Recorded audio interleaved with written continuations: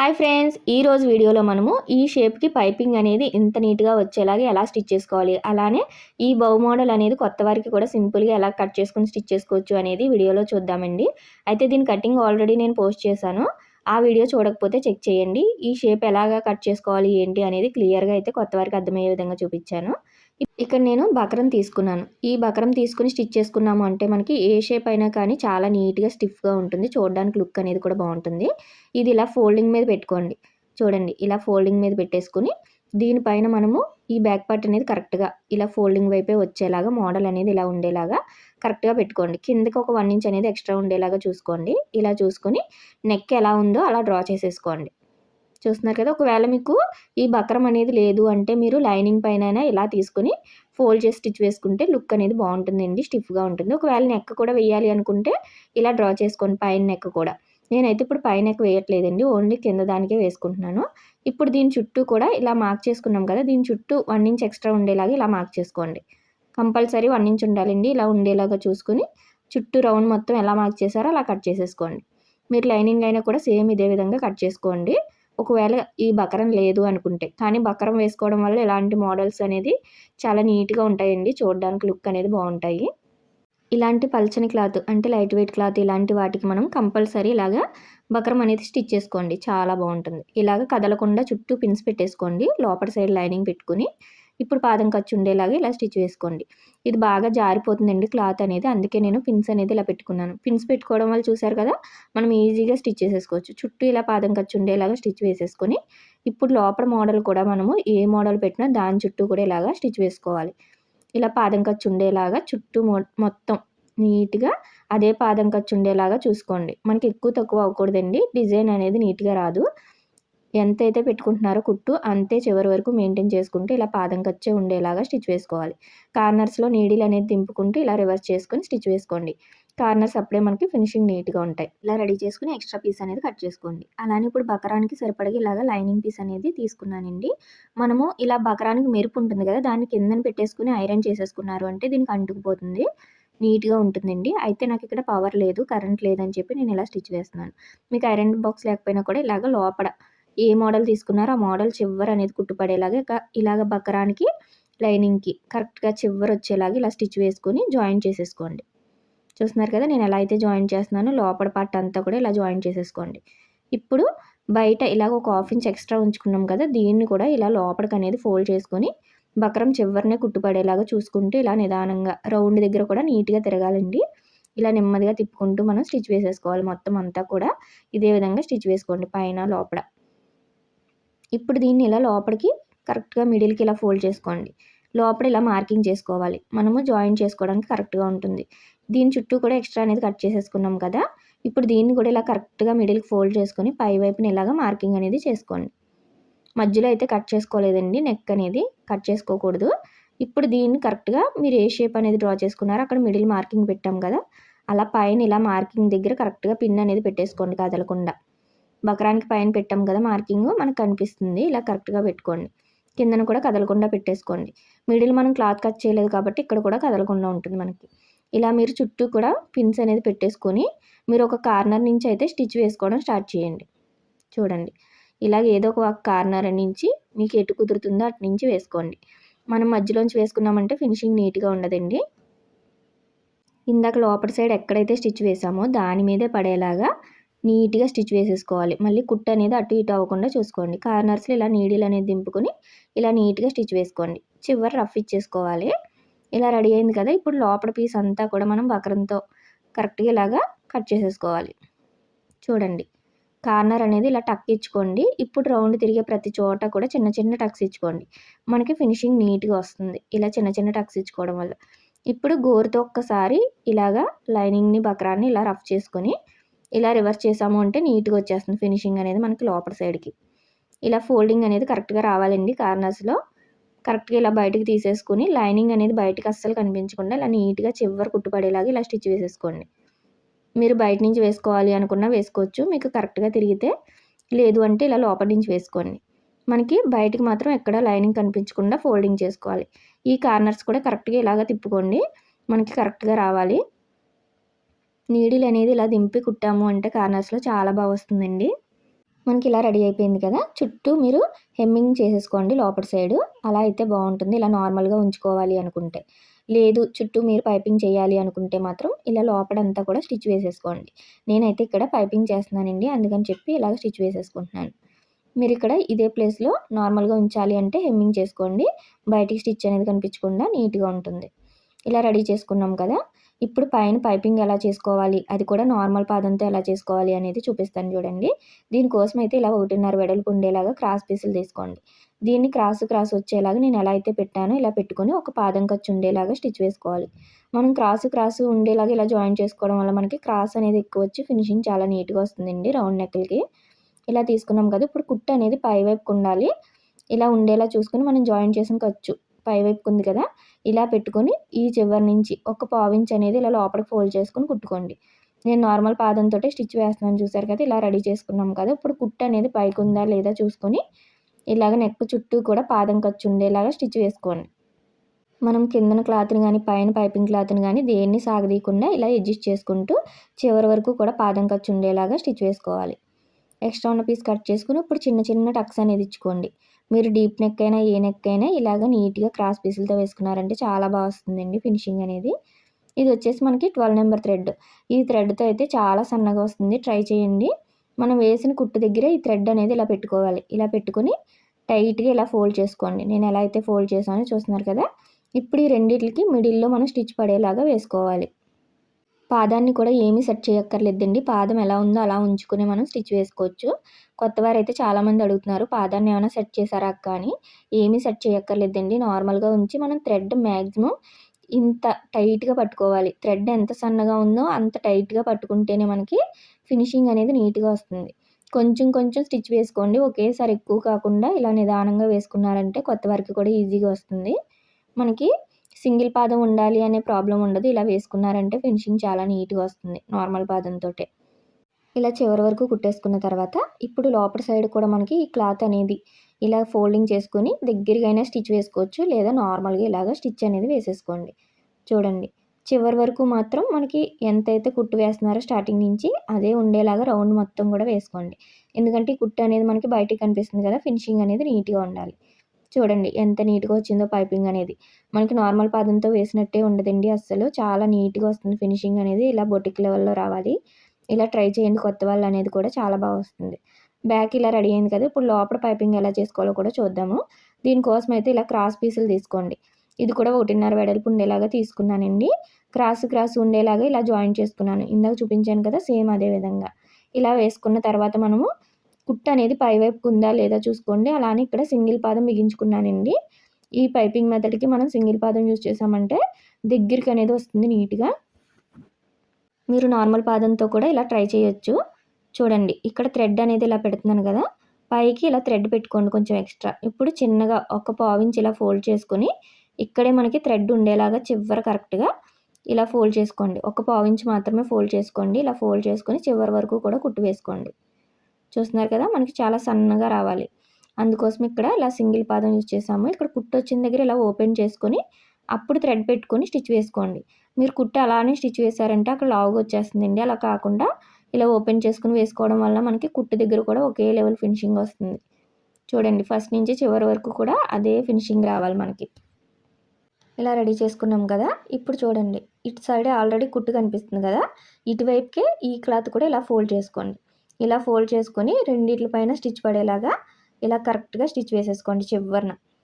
మనకి మరీ ఎక్కువగా ఫోల్డ్ చేయకండి. కరెక్ట్గా మనం ఫోల్డ్ చేసిన దానిపైన ఫోల్డింగ్ అనేది ఉండేలాగా చూసుకొని ఇలా రెడీ చేసుకోండి. చూడండి ఇలా 2 కుట్లు కూడా మనకి ఇలా లోపలికి రావాలి. ఇలా వచ్చింది కదా. ఇప్పుడు మనం ఈ పైనది అనేది మనకి బ్యాక్ సైడ్కి వస్తుందండి. దానివల్ల లోపల కూడా నీట్గా ఉంటుంది ఫినిషింగ్ అనేది. ఎలా పెడతానో చూడండి. కార్నర్స్ నుంచి స్టార్ట్ చేసుకున్నారంటే ఫినిషింగ్ బాగుంటుంది. ఇలా కుట్టు అనేది ఓపెన్ అవుతుంది కదా, అది ఇలా పై వైపుకి కరెక్ట్గా ఇలా పైకి వచ్చేలా పెట్టుకోండి. నేను ఎలా పెట్టానో చూసారు కదా, అలా పెట్టుకోవాలి. చూడండి కుట్టు అనేది ఇలా పైకి కనిపించాలి. ఇలా చూసుకొని పైనుంచి స్టిచ్ వేసుకోండి. ఫస్ట్ ఒక రఫ్ ఇచ్చుకోండి, చివరినే కుట్టు పడాలండి.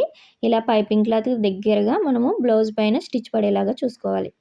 బాగా చివరికి వచ్చేలాగా చూసుకోండి. అప్పుడే మనకి ఫినిషింగ్ నీట్గా ఉంటుంది. చూడండి మీకు దగ్గరగా కూడా చూపిస్తున్నాను. ఇలా కరెక్ట్గా పెట్టేసుకొని ఈ చివర ఎక్కడ స్టిచ్ వేస్తున్నానో చూస్తున్నారు కదా, అలా వేసుకోవాలండి. అప్పుడే మనకి బొటిక్ లెవెల్‌లో ఉంటుంది ఫినిషింగ్ అనేది. ఈ కార్నర్‌కి వచ్చాక కూడా కరెక్ట్‌గా ఇలాగా స్టిచ్ వేసేసుకొని నీడిల్ అనేది ఇక్కడ ఇలా రఫ్ ఇచ్చుకొని నీడిల్ అనేది కిందకి పెట్టుకోండి. ఇప్పుడు ఈ ఎక్స్ట్రా అనేది కట్ చేసేసుకోండి. ఒక హాఫ్ ఇంచ్ ఉండేలాగా ఎక్స్ట్రా చూసుకొని కట్ చేసుకోండి. ఇప్పుడు ఈ కార్నర్ దగ్గర కూడా ఈ పీస్ అనేది ఇలా లోపలికి పెట్టేసుకోండి. మనకి మూల అనేది కరెక్ట్‌గా వస్తుందండి. ఇలా వేసాము అంటే నాకు ఇక్కడ కెమెరా అనేది ఊగిపోతుంది. అందుకని చెప్పి పైకి పెట్టేశాను. చూడండి ఎలా స్టిచ్ చేయాలో అర్థమైంది కదా! ఇలా చివరి వరకు కూడా అదే ఫినిషింగ్ వచ్చేలాగా చివరి కుట్టు పడేలాగా చూసుకుంటూ నిదానంగా స్టిచ్ వేసేసుకోండి. రౌండ్ మొత్తం కూడా నీట్‌గా వచ్చేలాగా నిదానంగా స్టిచ్ వేసుకోవాలి. ఈ మూలకు వచ్చాక కూడా మనము ఈ పీస్ అనేది ఒక హాఫ్ ఇంచ్ వరకు ఎక్స్ట్రా ఉండేలాగా చూసుకొని ఇలా కట్ చేసేసుకొని ఇలా లోపలికి పెట్టేసుకోండి. మూలలు అనేది మనకి చాలా నీట్‌గా వస్తాయండి ఈ మోడల్‌లో స్టిచ్ చేశారు అంటే. ఇక్కడ కార్నర్‌కి వచ్చాక ఒక్కసారి ఇలా రఫ్ ఇచ్చుకొని మళ్ళీ ఇటు సైడ్‌కి నీడిల్ అనేది ఇలా దింపుకొని ఇంకొక రఫ్ ఇచ్చుకోండి. మనకి 2 మూలలు నీట్‌గా కనిపిస్తాయి. చూడండి ఎంత నీట్‌గా వచ్చిందో మనకి ఫినిషింగ్ అనేది పైపింగ్ చాలా నీట్‌గా వస్తుందండి. చూసారా ఎంత బాగుందో? మూలలు కూడా అదే విధంగా మనకి చాలా బాగా వస్తాయి. ఇలా ఒకసారి ట్రై చేయండి. మీరు ఏ మోడల్ వేసుకున్నా కూడా పైపింగ్ అనేది ఈ మెథడ్‌లో వేసుకున్నామంటే చాలా నీట్‌గా వస్తుంది. చూసారా ఎంత బాగున్నాయో? మూల కూడా కరెక్ట్‌గా రావాలి ఇలాగా. మీరు ఏ మోడల్‌కైనా ఈ విధంగా వేశారు అంటే చాలా బాగా వస్తుంది. ఈ లోపల అనేది హెమ్మింగ్ చేసేసుకోండి. ఇప్పుడు కిందన వచ్చేసి డాట్స్‌కి ఆల్రెడీ నేను కటింగ్‌లో మార్కింగ్ చేసేసాను కదా! దానివల్ల మనకి ఈజీగా ఉంటుంది స్టిచ్చింగ్ చేసేటప్పుడు. ఫస్ట్ ఇలా డాట్ అనేది ఎక్కడి వరకు మార్క్ చేసుకున్నారో అదే హాఫ్ ఇంచ్ దగ్గర నుంచి ఇలాగా క్రాస్‌గా రఫ్ ఇచ్చేసుకోండి.